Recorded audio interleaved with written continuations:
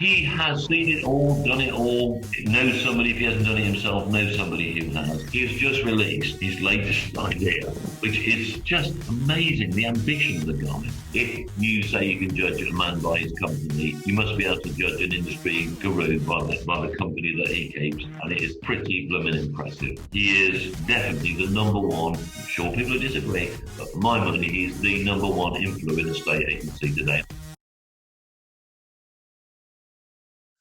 Okay, so after Mark Burgess, we have Simon Brown of the Esters.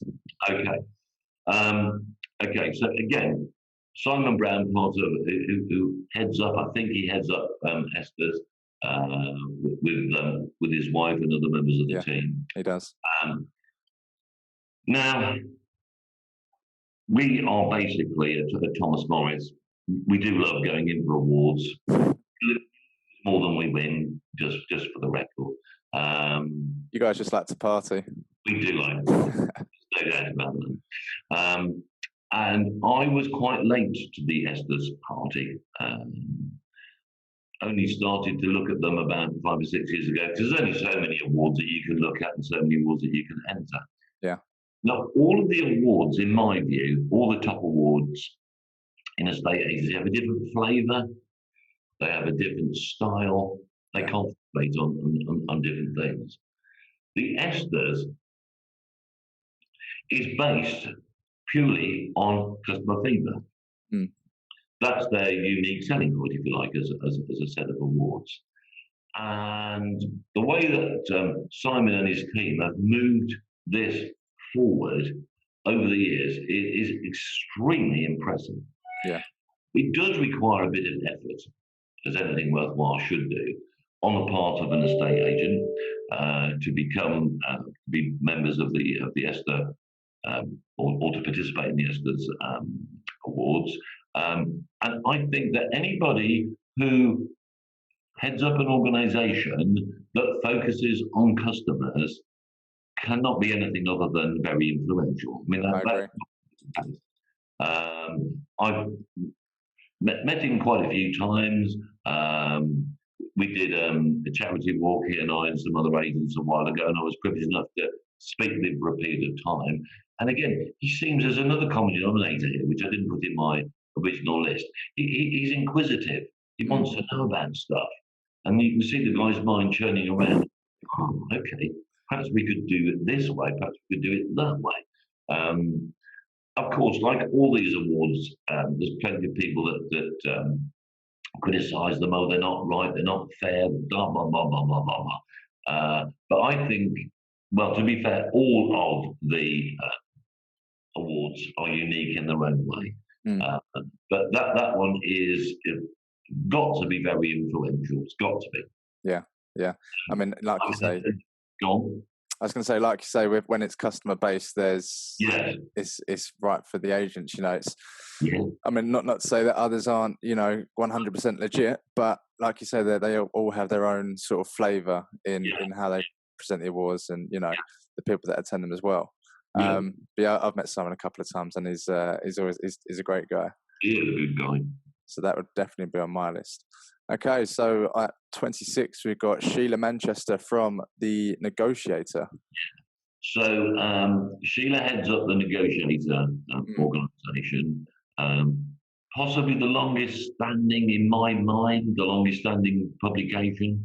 I'm not sure if they still do, but certainly up until recently, I should know this, I think they still do produce a physical magazine. Very glossy affair, very, very informative. And the reason I put Sheila's name down there is that she too has a fantastic team around her. Yeah. The Negotiator magazine, online and offline, I think it's a really, really good read, a really interesting read. They have a lot of very informed contributors. Sure. And we were talking about awards, and the Negotiator Awards. I think they bill themselves as the industry's biggest party event. It's absolutely, definitely that. Yeah. Probably of all the awards that one goes to, that's probably the most glitzy, the most glamorous, the most fun. Whether we win, lose, or draw, we always have fun at the Negotiator Awards. They have a fantastic exhibition during the day. I mean, I always take the day off and go down for the entire day. I go and speak to all of the exhibitors. Yeah. All of them, but nearly all of the exhibitors. Then have a break, get ready for the evening. They have, in the last few years, I've had all sorts of interesting people making the presentations. They really know how to put on a good show. I'm probably overly influenced because it's so much fun. Yeah. But that said, also the conference during the day, they have some pretty heavyweight people there. Always interesting speakers from within the industry and outside the industry. And Sheila seems to me, again, I don't know the details, but Sheila seems to be really involved, really, really involved in all the aspects. So when I'm walking around the conference during the day, and I'll see her there with a team and want to know what's happening over there, she wants this to be checked. Really, really good.